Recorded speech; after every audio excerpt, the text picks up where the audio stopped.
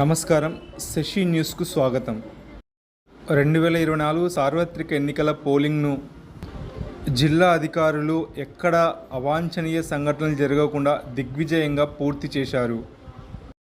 జిల్లాలో అత్యధికంగా మంత్రాలయం నియోజకవర్గంలో 84.51% పోలింగ్ నమోదు కాగా, అత్యల్పంగా ఆదోని నియోజకవర్గంలో 63.51% పోలింగ్ నమోదు అయ్యింది.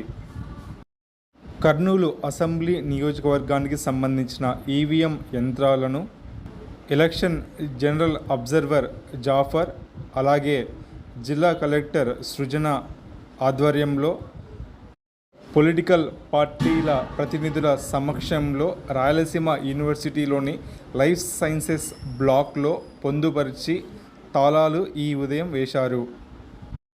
అలాగే కోడుమూరు నియోజకవర్గానికి సంబంధించి యూనివర్సిటీలోని ఇంజనీరింగ్ బ్లాక్లో స్ట్రాంగ్ రూమ్లో భద్రపరిచి తాళాలు వేశారు. జిల్లా కలెక్టర్ సృజనతో పాటు కర్నూలు రిటర్నింగ్ అధికారి భార్గవతేజ, అలాగే కోడుమూరు నియోజకవర్గ రిటర్నింగ్ అధికారి శేషిరెడ్డి ఉన్నారు.